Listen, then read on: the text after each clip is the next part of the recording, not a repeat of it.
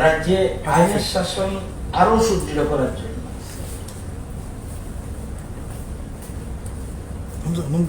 it is also necessary to provide for recovery of damages to public or private property during hartal, bond, riots, public commotion, protest or like constitutional claims. Tribunals is also crucial to investigate the damages caused and to award compensation and the matters connected therewith and incidental thereto. আপনারা জানেন, দেখা গেছে হরতাল, বন্ধ, protest এসব করার সময় বা অন্যান্য কোনো রাজনৈতিক ইস্যুতে দুই দলের মধ্যে ঝগড়া, দুইটা গ্রুপের মধ্যে ঝগড়া,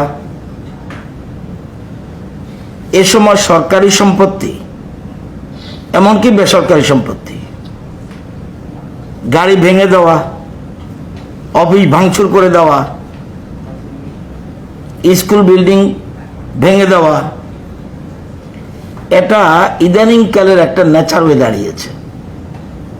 সেই জন্য রাজ্য সরকার এই ব্যাপারে কঠোর থেকে কঠোরতম সিদ্ধান্ত নিতে চলেছে।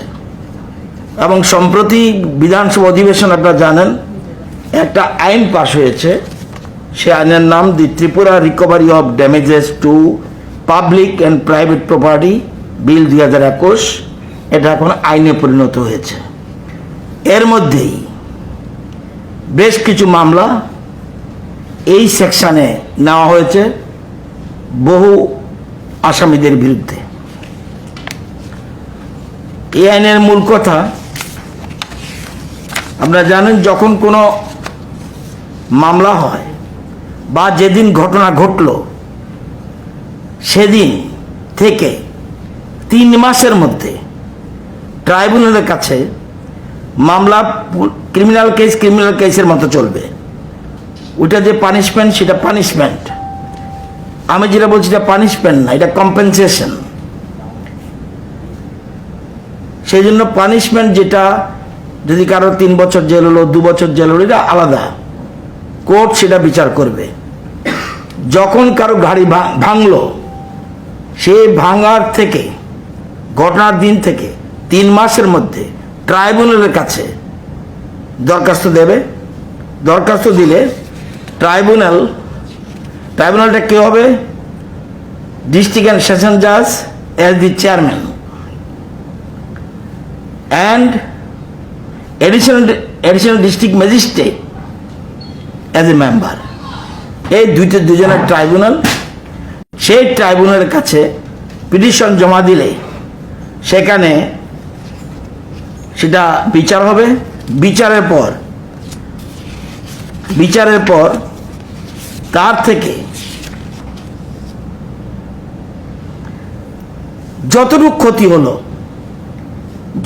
ক্ষতি হলো তার নট এক্সিডিং ডাবল, দ্বিগুণের বেশি পানিশমেন্ট দিতে পারবে না। ধরুন একটা গাড়ির দাম 3 লক্ষ টাকা, 6 লক্ষ টাকা পর্যন্ত ফাইন করতে পারবে, কম্পেনসেশন দিতে পারবে। এর ডাবলের বেশি দিতে পারবে না। এবং compensation shall not be less than the market value of the property damage to the day of incident। এবং এটা মার্কেট ভ্যালুর কম হতে পারবে না। আরেকটা জিনিস, যদি 10 জন গাড়িটা ভেঙে থাকে, ট্রাইব্যুনাল ঠিক করে দেবে কে কত দেবে। যদি 10 লক্ষ ক্ষতি হয়, 12 লক্ষ সিদ্ধান্ত হলো। রাম শ্যাম যদু মধু কে কত দেবে সেটাও ট্রাইব্যুনাল ঠিক করে দেবে। এবং সেখানে যদি টাকা না দেয়, যদি ক্ষতিপূরণ না দেয় তাহলে তার প্রপার্টি যা আছে, এবং ওটা with photograph, with a warning for public a large not to purchase property attached, তার সম্পত্তি প্রয়োগ করা হবে এবং সেই সম্পত্তি আর কেউ কিনতে পারবে না, উইথ ফটোগ্রাফ এটা সব জায়গায় ছড়িয়ে দেওয়া হবে। এবং 3টা বিষয়, damages to public property, 2 damages to private property. আপনার বাইক নিয়ে গেলেন, এটা আপনার ব্যক্তিগত সম্পত্তি, এটা ভেঙে দিল, তাহলে আপনিও 3 মাসের মধ্যে ট্রাইব্যুনালের কাছে গেলে আপনি এটা পাবেন। এবং এটার অ্যাপিল করার একমাত্র জায়গা হাইকোর্ট, এর নিচে আর কোথাও অ্যাপিলের সুবিধা নেই। এবং সিভিল কোর্ট কোনো ইন্টারফেয়ার করতে পারবে না এই সিদ্ধান্ত, এই আইনের ব্যাপারে। দেওয়ানি আদালত not to interfere for any claims tribunal has been constituted for any area, no civil court shall have a jurisdiction to entertain any question relating to any claim for compensation। এই ব্যাপারে কোনো কিছু বলার সুবিধা নেই। এবং proceedings of clans petition shall not be barred with the criminal proceedings। যেটা আপনার পানিশমেন্ট হবে, পানিশমেন্ট সেটার সাথে এটার কোনো সম্পর্ক থাকবে না।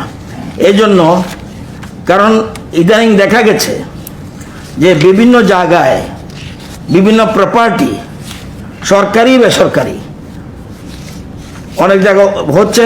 এবং এটা নিয়ম হলো, যদি সরকারি গাড়ি হয় তাহলে ডিএম নিজে কমপ্লেন করতে পারবে, ক্লেম করতে পারবে ট্রাইব্যুনালের কাছে, অথবা head of the office say claim করতে পারবে। আর বেসরকারি ক্ষেত্রে পার্সন কনসার্ন ক্লেম করবে। এই একটা আইন, কঠোর সিদ্ধান্ত নিয়েছে সরকার। কোনো মতেই সরকারি সম্পত্তি, রাজনৈতিক কারণে হোক, অরাজনৈতিক কারণে হোক, কোনো দাঙ্গা হোক, যে কোনো কারণেই হোক, কোনো মতেই সম্পদ এটা আমাদের রাজ্যের সম্পদ, এই সম্পদকে কোনো মতে বিনষ্ট করা যাবে না।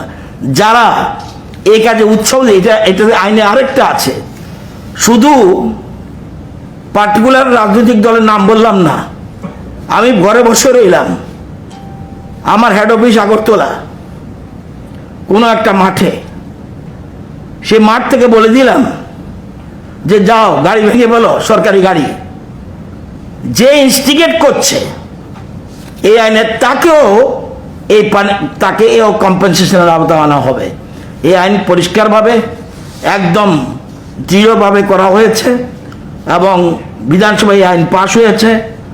সুতরাং এটাকে কঠোরভাবে প্রয়োগ করার জন্য রাজ্য সরকার সিদ্ধান্ত নিয়েছে। যারা এই ধরনের কারণে কাজে উস্কানি দেয় বা যারা করছে, তারা আজ থেকে সতর্ক হয়ে যাওয়ার জন্য অনুরোধ করছি।